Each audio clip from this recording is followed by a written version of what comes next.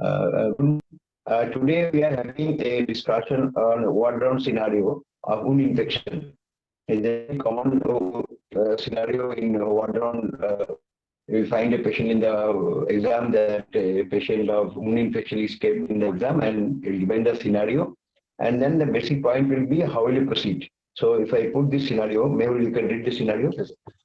And today our teacher will be Dr. Alka Bragg, who is a professor of surgery at Calcutta Medical College, and two presenter will be Dr. Mehul Patel, who is a second year junior resident at MR Bangalore Hospital, and Dr. Soham, who will be the first year junior resident at MR Bangalore Hospital. So we can proceed with this. So Mehul, read the scenario and wait for our. Old male presented in the ER with features of hollow viscous perforation. He was resuscitated and exploratory laparotomy was done. On POD4, patient complained of pain and purulent discharge from the wound side. How would you proceed? So, first, what are the things you have to look for in this patient, and what are the things you have to document? So first of all, the first and foremost is the vitals of the patients and look of the patient, sir. I would, sir, go first go to the bedside and check for the daily vitals. Then I would like to examine the patient. Wait, Mehul. When you are given a question like this, always keep in mind that it is not only examining the patient. This is a scenario patient has got probably wound infection. So what are things look for? Look for means in this patient, you need to ask some more questions to find out is it a local wound infection or it's a situation that patient has got a systemic sepsis because in case of pulmonary peritonitis. So you need to ask something in the history, whether he has got any comorbidities, like maybe he may have controlled diabetes, he may have other comorbidities. So once you know all these, then you proceed for examination. Look for the vital, then proceed. So at least come on some of the important things in history you like to elaborate in this patient who has got on 4th POD, he has got pain and purulent discharge. What is important to be asked from the patient first? So I would ask the patient if he is on any diabetic, he takes any diabetic medications or any medication. Is it important that patient has got a hollow viscous perforation? What is the time gap between the onset? Important. Yes, sir. That causes more risk of wound infection. That causes more risk of systemic sepsis. So these are all important.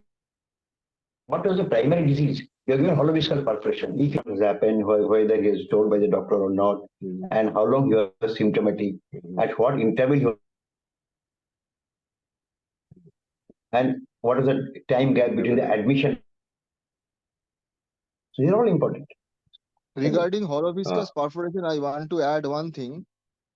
You have to also know or tell what is the site of perforation. Because if it is a duodenal perforation, the chance of infection is less. If it is a colonic perforation, chance of is more.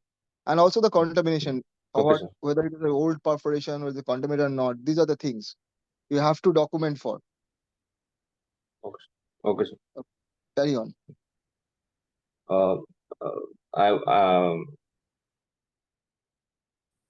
First and foremost, I would take the patient history of the present the day of the start. And how long was the duration of the how long after which the patient has came to the hospital, and how much time how long after which the operation has been performed. I would also go into the details of the surgery, whether as in this case, hollow viscous perforation, I would like to mention the site of the perforation, whether it's in pylorus or in duodenum, and post-surgery, how post-surgery, how the patients work. And the OT note, what surgeon is written, amount of contamination, the past or fecal, whatever. Yes, sir. Whether thorough level. And post-operatively was. This is pre-op, little more about whether he has got any comorbidities. And also whether the patient has or previously used to take any medications for chronic disease like.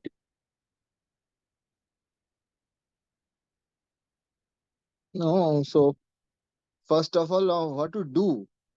It is a POD4. I think patient is taking orally. How will you, whether you will perform any investigations or what else? Whether you straightforward go to the antibiotics, or how will you proceed to treat this patient or manage this patient now?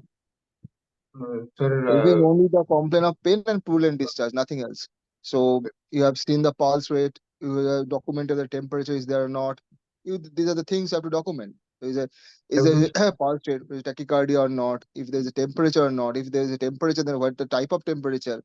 What is the odor of the pulse? Okay. Okay, sir. Sir, I'll first of all go into the treatment sheet that has been already been continuing, the antibiotics that the patient is also already receiving, and I'll send the purulent discharge for culture sensitivity. If and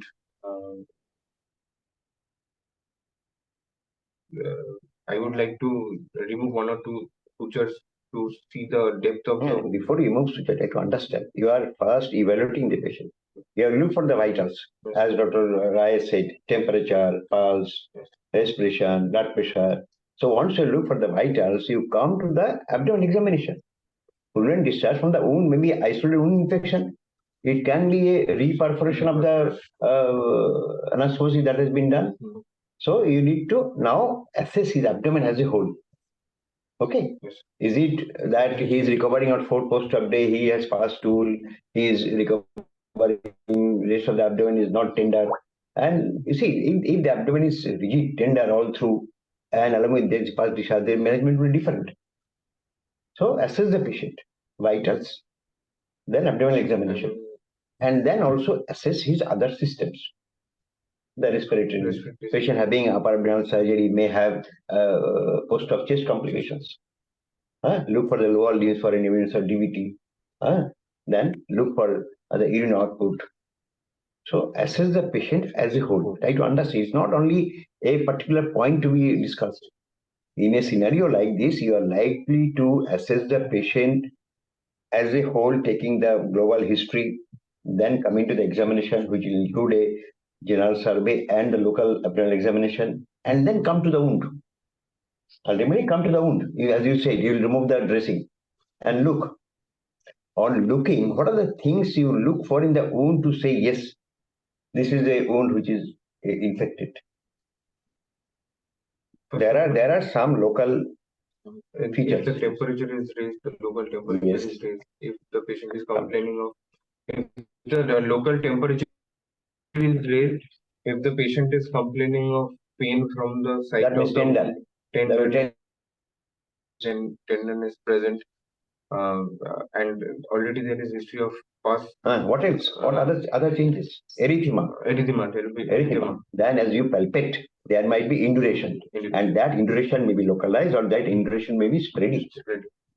Okay, see, they are all important because as you go to the next part of discussion, the superficial and deep space infection, you have to differentiate that.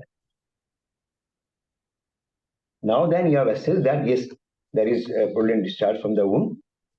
You can remove one or two stitches and see the pus is coming out. And then next what? I give a scenario that patient is otherwise vital. So what Sam have told, from the local inspection and local findings, you can at least in half of the cases can differentiate whether it is localized or it is systemic or it is coming out from the abdomen. Because if you are seeing that is a redness just limited to the subcutaneous area, you can palpate well. And in case of intra-abdominal cause, it might be spread, not so that it is and the color of the pus, if there is some content is along with that, then you can ascertain that whether it is abdominal content or not. So from the inspection part also, you can inspection and palpation, you can at least ascertain whether it is localized or it is from the abdominal part. Okay. Yes. Next. what management? Now management part. So I am giving you the guide. So The after management part, investigation and treatment part will go side by side. Okay, it is a horizontal arm, yes. not vertical. No, carry on. So I would send the swab of the pus for culture sensitivity and staining. Along with What staining? I would if I find the gram stain and AFB stain, sir. Yes, if Right. then Patient, you have already seen this hollow why you viscous are, you perforation. don't Why do is the same for guide? AB stain for a, no? Yes. If That there is is not no required. history suggestive of Fine. tuberculosis, Yes, sir. if there is a no history suggestive of tuberculosis and you are getting a hollow viscous perforation, then what is the Okay. reason for Not sending needed. training for AFB in the first place? So, Do you send in a routine practice? Don't send. Why should you say that? These are all gram positive, gram negative negative. bacteria, anaerobes, bacteroids. It's not tuberculosis which cause acute urinary infection. Infection, yes, sir. They Tuberculosis is not acute. This is a scenario of acute urinary acute infection. infections. Okay.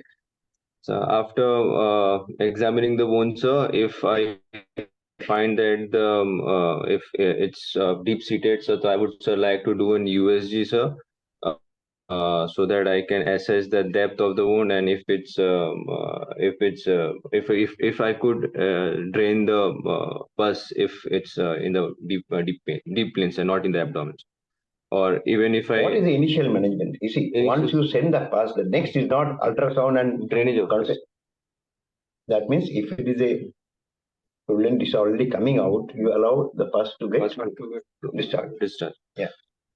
After sir draining out the pus, sir, What about the antibiotics? so we'll start with the empirical antibiotics, which cover both gram. Patient of hollow viscous perforation might be he is on antibiotic. Yes, sir. So you have to review the antibiotic. Review the antibiotics. Review the antibiotic and what antibiotic should be your preference. Patient perforation and is continuing an immune infection without the culture report. So antibiotic which would cover positive and gram negative bacteria, sir. Yes. Because Staph aureus is the most common comments. So what is the antibiotic in your hand in the ward? So we would like to start comoxiclav. Start with comoxiclav as an empirical antibiotic. Only. Comoxiclav and Abdominal wound infection following hollow perforation. Do you think only comoxiclav is the ideal antibiotic? No, sir. Quinolones. Yes. So you have to add aminoglycoside and metronidazole.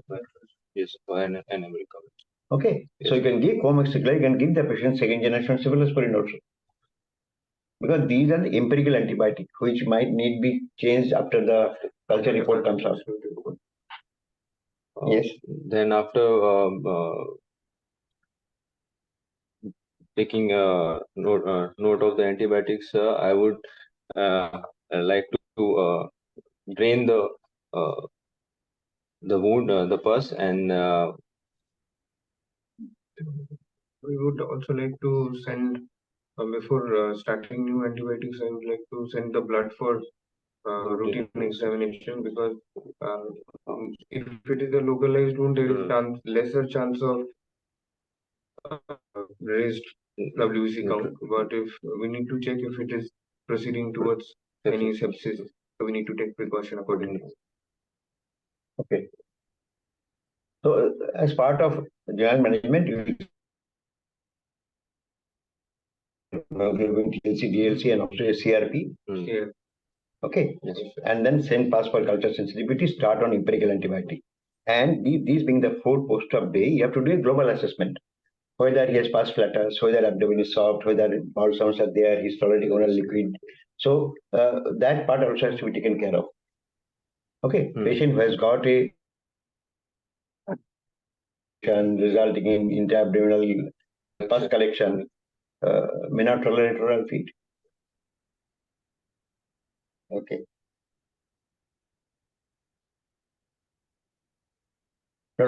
Next. No, sir, just a point to be added. First of all, you have to answer like this. One is whether the first of you exclude whether is a patient is in local infection and whether there is systemic sepsis or not. If the patient is in only local infection is there, then first carry on first the local thing, that is antibiotic dressing. You have to put normal saline dressing is the best dressing, and if you want to, you can add betadine solution also. Number two, you have to go for serial evaluation for WBC count and CRP, as Sir is saying. If Because your culture sensitivity report can come after 3 to 4 days.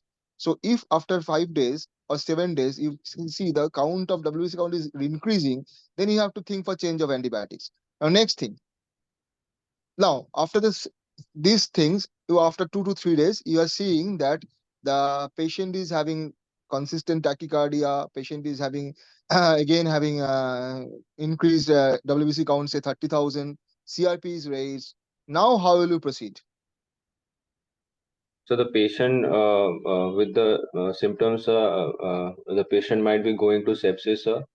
I would like to again go for a higher antibiotic and see if the go for higher antibiotics so that the count could be reduced, and also do an imaging test to assess that if I've missed any deep-seated abscess or collection in the abdomen, so that it could be drained out and sepsis can be reduced. And along with that, I would like to also control the if there is acidosis or something like due to septicemia, I would also like to control that. So there are two things can happen. Number one, there may be what you have told that something is missed. So USG into abdominal can say whether there is a collection or not, or else the thing is it can spread along the subcutaneous plane. That also you have to confirm. Yes. Now in both the scenarios, what you will do? So if the infection is spreading along the planes, and if it's a small wound but the symptoms are more than the size of the wound and there is more induration than the initial small wounds, I would think of necrotizing fasciitis, and plan along that line of management. I would like to debride all the necrotic tissues and patient with necrotizing fasciitis may have some systemic features also. So for necrotizing fasciitis, how do you diagnose? What are the pointers to say that yes, this patient might have a necrotizing fasciitis or what? These are deep tissue space infections. Okay. Yes, sir. This tissue infection will be suspected based on which features? So well, same patient has got a hollow perforation, may develop a condition of necrotizing fasciitis. So what do you look for and think that this patient might be proceeding to this tissue based infection? So superficial tissue. First is systemic. So there are features of tachycardia. There are features of inward SARS. Sorry, yes. Patient may features of SARS. Yes. SARS include what? So either the patient will have tachycardia, yes, tachypnea, yes, more than 12,000 temperature, less than 4,000 count, and temperature. Hypothermia or 8 or less than 36. So if the patient has got features of SARS, that means patient having some features of systemic inflammatory response syndrome. Yes. Patient may have tachycardia, patient may have fever, patient may have tachypnea. And then what are the local features which will suggest that patient has got deep tissue infection? This patient is said only purulent discharge. That is not the evidence of deep tissue infection. What will be there? So widespread induration. What else? Crepitus. Before that? Pain. Erythema. There may be skin bully. There can be skin bully. And as you palpate, there may be some induration on the wide area. Okay. So if you suspect necrotizing fasciitis, in that case, what is the optimal treatment for necrotizing fasciitis? So we have to drain. Don't jump to only local part. Necrotizing fasciitis, I say, is a systemic manifestation, resuscitation. In this patient, resuscitation and antibiotics, and patient need early debridement. Okay. Yes.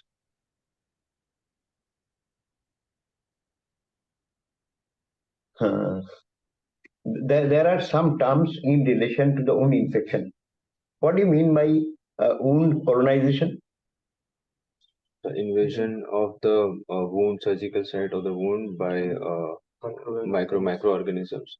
And You have to define. There are even in for infection there is invasion. What is the definition for colonization? the greater than No, there is micro in the wound environment, but these organisms are not proliferating.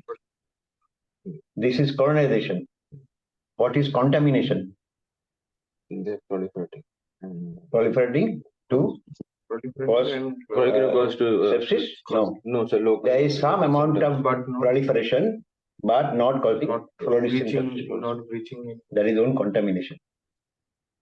And again, in wound infection, once there is established wound infection, it can be subtle or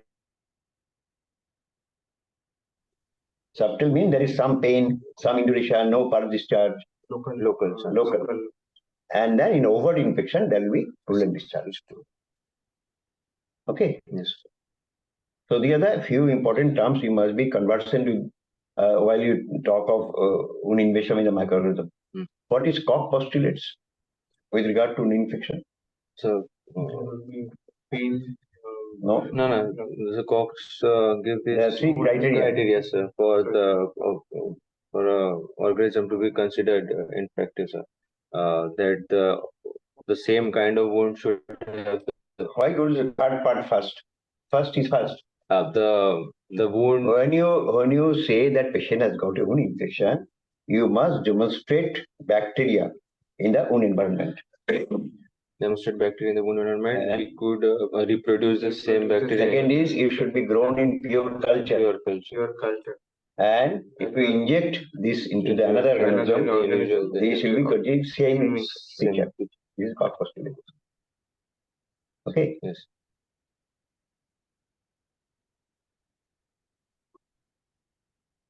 Dr. Koch.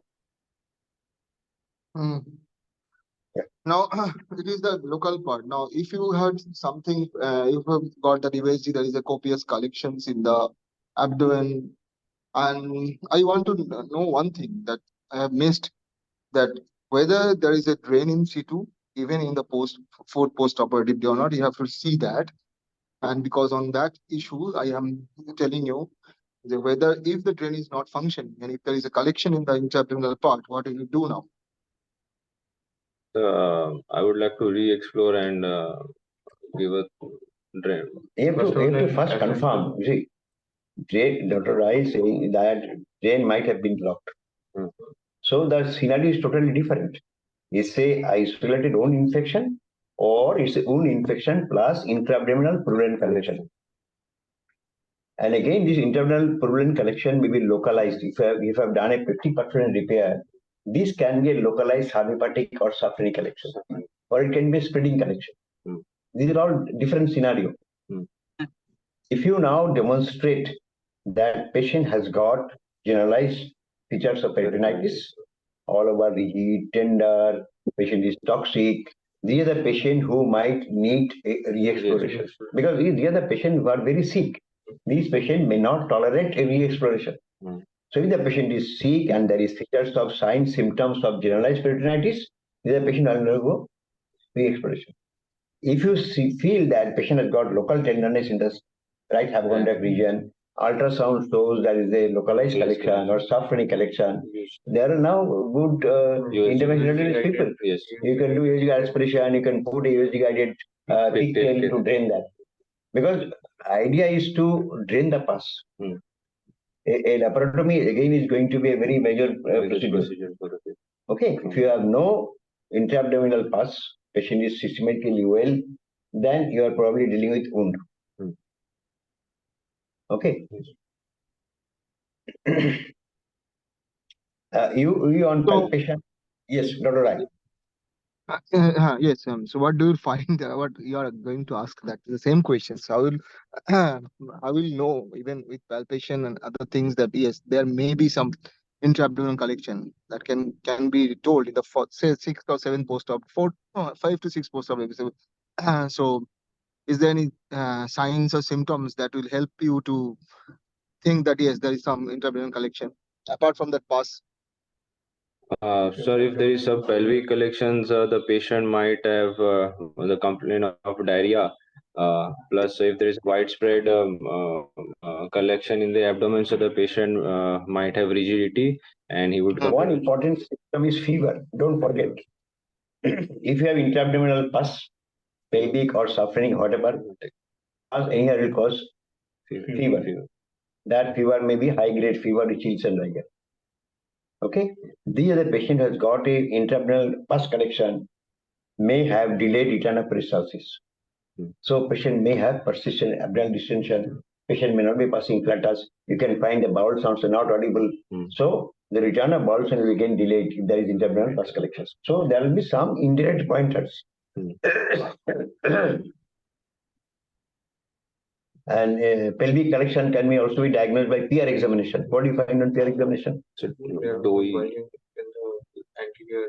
They will be bulging in the anterior wall of the anterior of the rectum, and it will be extremely tender. This area will be extremely tender on digital exam.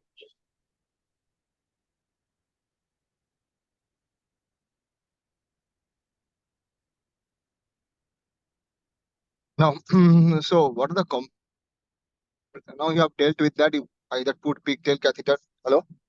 Yes, sir. Yes, sir. Whatever you have done, maybe it may need exploration and re-lavage, maybe, but now you have done all the things. Now, what are the complications that can manifest even after that, early and delayed? So you have done exploration, drained the pus, and then what may be the further complication? There may be recollection. There may be systemic features because the patient has already undergone one surgery and he has not completely healed from that. There will be systemic features. So I'm interrupting you. The first thing you should look for the chest complications in like these patients. Yes. First, because the patient is not ambulatory for prolonged period, is having recurrent abdominal infections and collection. So the chance of infection or injury to the lung is most common. So you have to take care of lung. So the complications that can arise mainly due to lung, acute lung injury, not live first, basal pneumonitis. These things can happen very early. So these are things you have to take care of. Okay, next.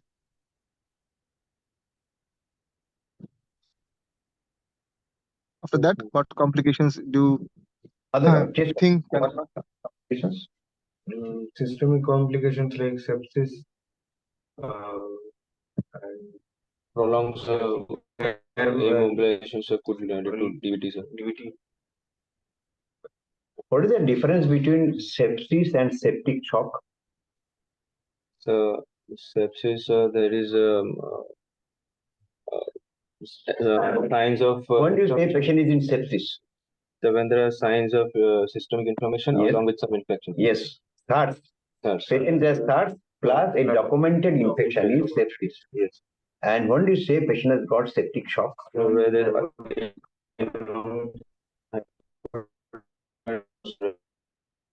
Yes. So septic shock, where vitals are documented infection, SARS, documented infection, and vitals unstable. Patient is requiring inotropic support. There is the patient has got septic shock. So these are all severity of infection. Because management will vary based on this. Now, so basically, the two things you have to take care of: one is lung, and another is kidney. That is, urine output is adequate or not. That is, and number three, if you have gone for exploration, surgical exploration, then you have to take care of whether there is a wound infection or not. A wound adhesion. Every chance of wound adhesions, you have gone for repeated exploration. So these are the things you have to keep in mind. Sir, anything else you have to ask, sir? Yeah. Now then this is the patient who has got a wound infection. you have opened the sutures, the wound is laying open. It's already a month, but wound is not showing signs of healing, and there is a persistent mild discharge from the wound, which might have developed in this period. There will be underlying comorbidities like diabetes. So chronic. The patient might have chronic. One is the factor which is preventing the wound healing. nutrition. What are the bacterial factors? You are giving antibiotic, but patient is still having some prolonged discharge. What may form in the surface of the wound? So layers. What is that called as? Pseudomem. Biofilm. Use the term biofilm. So when the wound becomes chronic, biofilm does not happen in acute infection.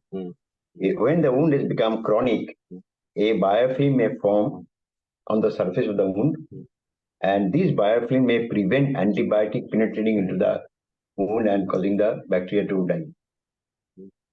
So what should you do in this situation? Biofilm is taken care of by debridement.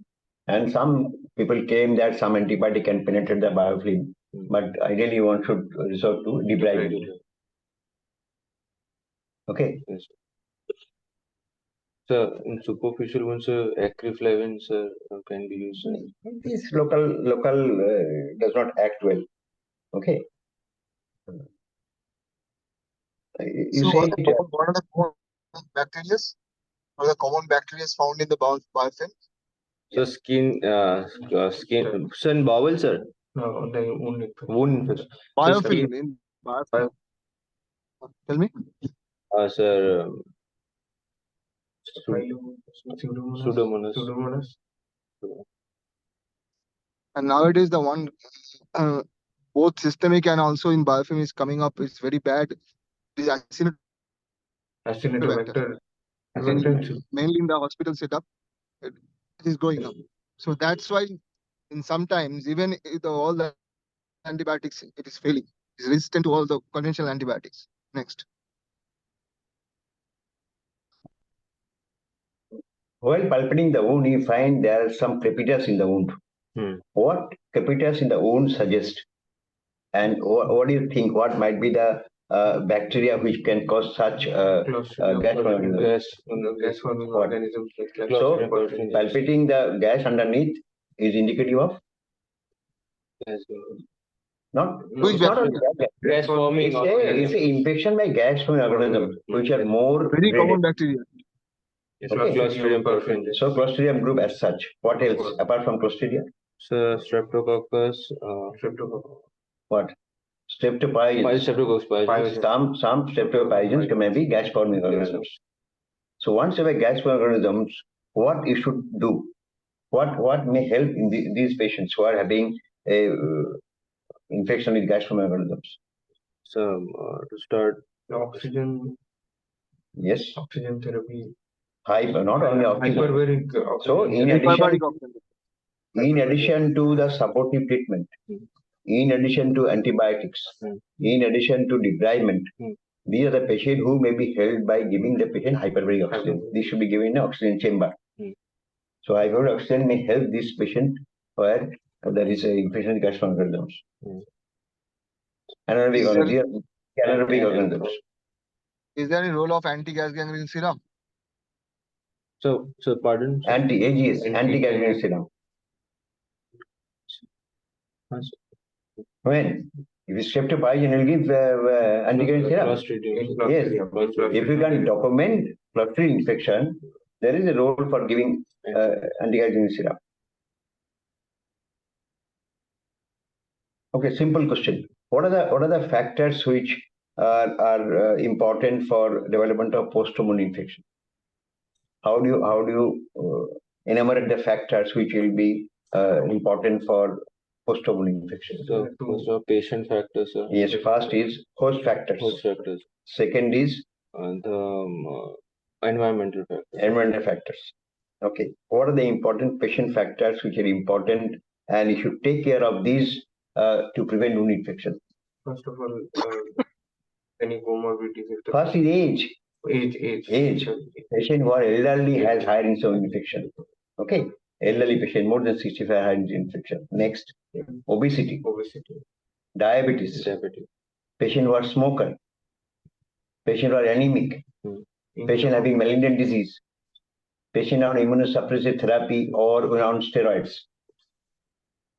Okay, malnutrition. So these are the important patient factors which are important for. Second is the underlying disease. Whether this is a surgery which is a emergency or a planned surgery. Whether this, depending on the wound contamination, how do you classify surgical wounds? So in four currents. Yes. Clean. So, Clean. what? Define clean wound and give an example that this wound is clean. Clean wound is where there are no perforation. This is a clear answer. Is a clean wound where there is no breach, where there is no breach in the respiratory or GI or urinary systems. We are not breaching this any of these three tracts because all these three tracts contain some common cells. What is the risk of wound infection in this group? 1 to 2%. Yes. With or without antibiotic. Yes. No, antibiotic is not recommended. If it is a clean wound, give an example of a clean wound. Sir, hernia operation. Hernia, thyroidectomy, mastectomy. So these are the operations where there is no question of contamination by GI or respiratory or urinary pathogens. Then clean. Then clean contaminated. Clean contaminated. How do you define that? Where there is a breach of any alimentary canal or respiratory system or urinary system. What breach? You have to use the superlative. Controlled breach. Yes. That means you are doing a GI anastomosis. You have applied clamp. And then you did anastomosis and there is no fecal content in the wound. But you have opened the cut. You are doing cholecystectomy. You apply clip and then cut the cystic duct. You are opening the cystic duct, there might be a drop of bile there, but it is restricted. Okay, this is clean contaminated. Again, the risk of an infection is 3 to 5%. Then there is contaminated means what? There is spillage while repairing a So while doing cholecystectomy, gallbladder body is perforated. There is spillage. You are doing GI anastomosis. Suddenly the clamp has opened up, or there is a cut in some of the GI and there is some contamination there. Or there can be after road traffic accident contamination. If road traffic accident patient come to with the rupture, that is already a dirty wound. Clean contaminated is while you are operating, there is uncontrolled contamination from these three systems. This is contaminated. And dirty wounds are?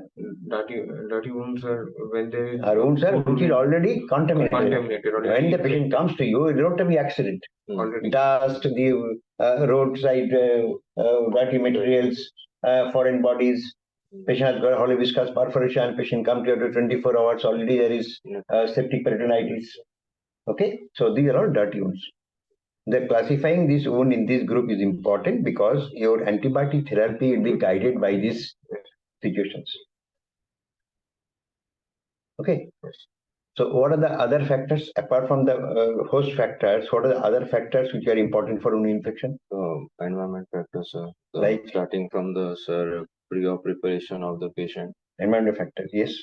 Pre-op preparation. Like environment factors will be what? Ward environment, theater environment, and healthcare personnel. Yes. Okay, so this environment is important. What in the ward is important? So the hygiene of the ward, sir. First of all, ward hygiene, number one. Ward should be clean. There will be proper spacing between the beds. The infected patient should not be staying close to the next patient. And another important aspect of this is, if you go to the details, you find that pre-op hospital stay. Yeah, hospital environment has lot of organism in the air. And if the patient hospital stays more, this organism now remain in the skin as commensal. So minimal pre-op hospital stay. Second is patient will be going for surgery today morning. It is said that the patient takes a good shower on the morning of surgery with antiseptic solution. Risk of infection is less. Then you need to remove the hair while doing surgery for a particular situation.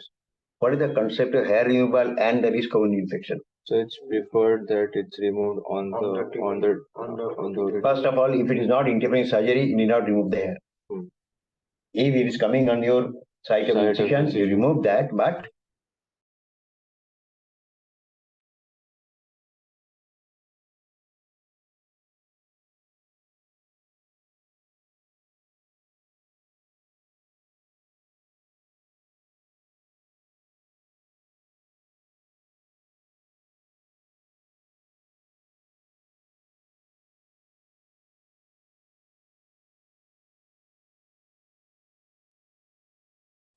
it should be clean, properly laundered.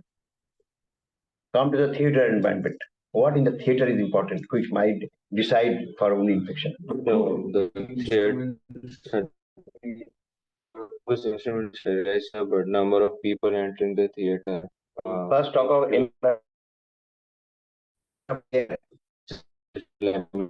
so you see, a lot of places the theater door is open to the exterior.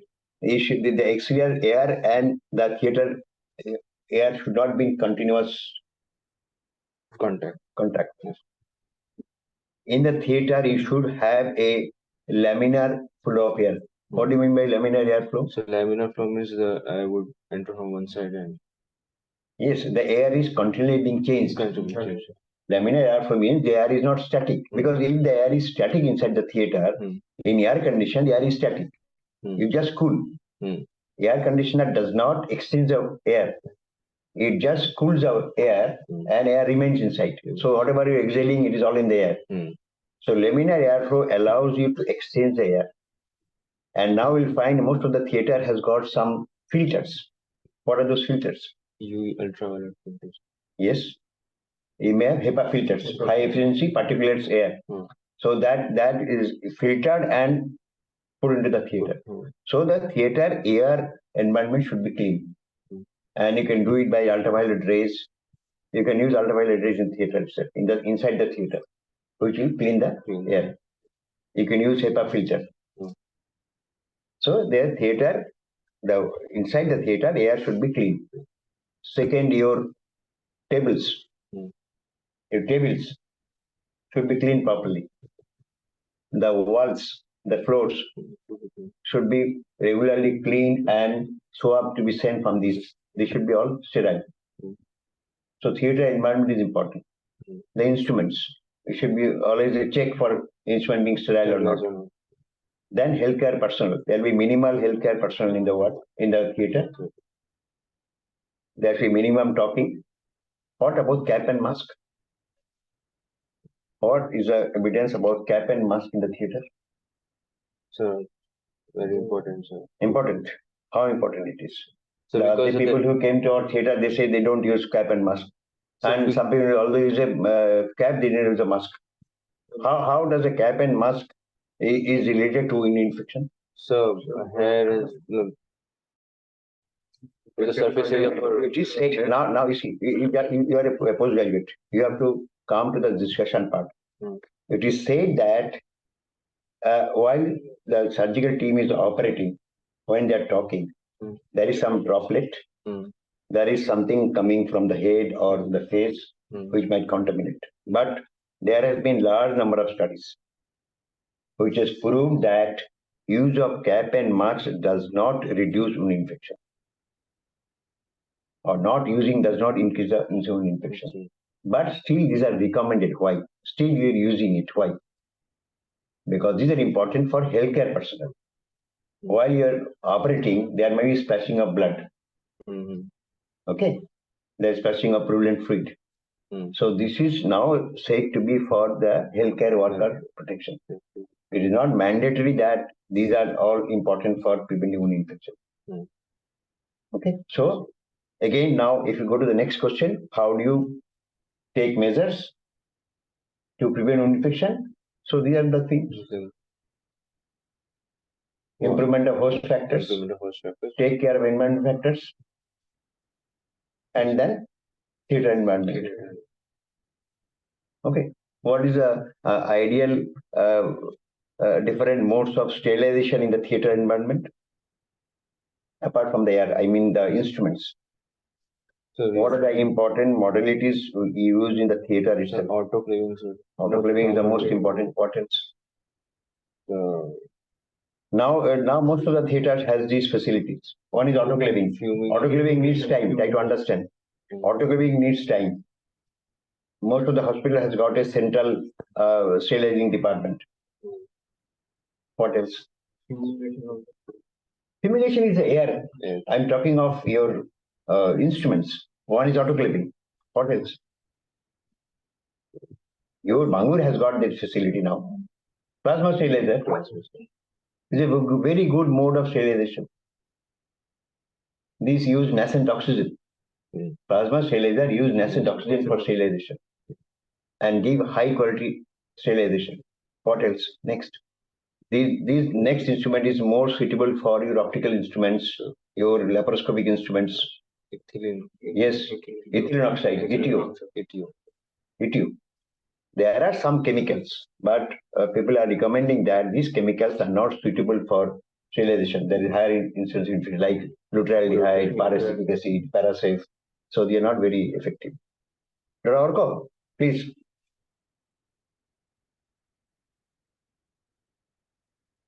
Is there? Sir? Huh.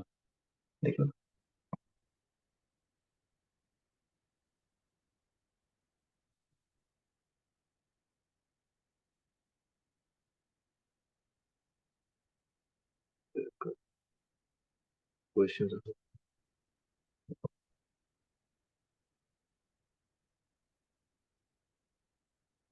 Sir, are we audible, sir? Yeah, audible. Dr. Orko, you can hear us?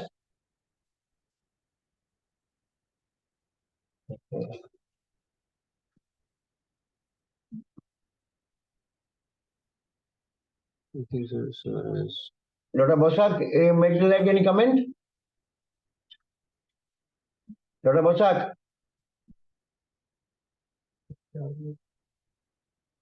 I can hear you. Good discussion. Hello. Yes. I can hear you. It is a good discussion. I was not using cap and mask for last 20 years. But after the COVID, I started reusing the cap and mask in the OT.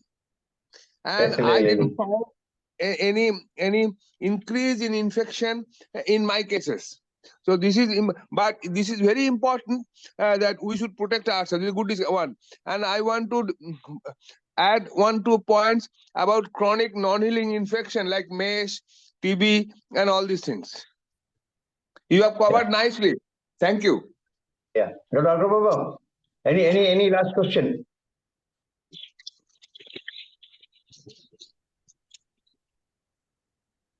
Makunda. Yes, madam. Good morning. Ulchi, I joined late today. Have they talked about the vacuum assisted dressings?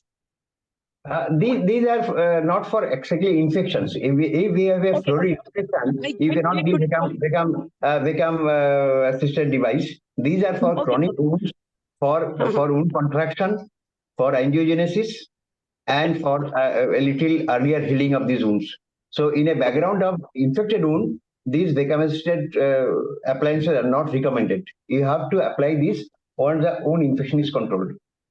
Because if you apply this thing, these become a closed space and the risk of infection will be more.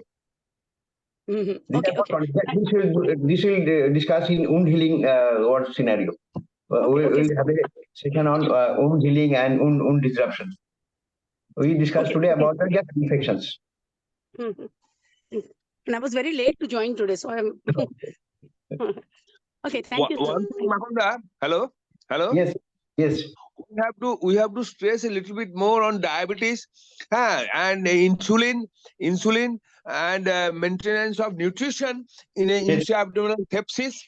These are very important, and good vitamins and things. These are very important for good wound healing and regular. Dr. Prasad, ward round scenario in MS and EM examination is just for about 5 to 10 minutes. Some examiners Yes, say yes. 5 minutes, like 5 minutes ज़्यादा नहीं है. So in 5 minutes time, impress the examiner that your approach is important. As I said, Yes. as Dr. Rai has asked, how will you proceed? They proceeded, I'll see the vitals, I'll see the wound. No. When you are asked to face a patient has got a prudent discharge, my concern is the final assessment will include everything. What happened pre-op? Was there any factor in the pre-op which would have increased the wound infection? So take a good history. Take a good history about any systemic illness, any alteration in the systemic symptoms with onset of this prudent discharge. So that is the history part. Next, we Yes. examine the general survey and also the local examination. And then think of some investigations.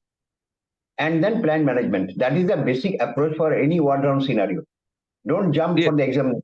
You have to take a good history, do the systemic and local examination, do some relevant investigation, and then plan the management. That is important Yes. for all ward round scenario. In the exam, you may have a patient has got a deep vein thrombosis. Patient has got post-op day 3, now complain of pain in the cuff and swelling. How will you proceed?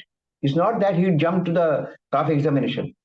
He has to take the detailed history of why is the patient in the bed, what are the surgery done, how long he is in the bed, whether he has got any systemic symptoms, any fever, any respiratory distress. So he has to go by symptom of the patient, then examination, which will be a general examination and the local examination and the investigations. And then the final. So you see, 5 minutes time, 10 minutes time is nothing.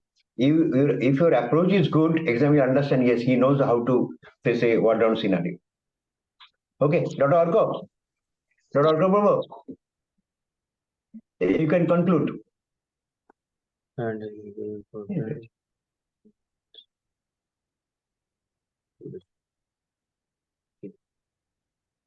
Okay, thank you. Thank you. Thank you, sir.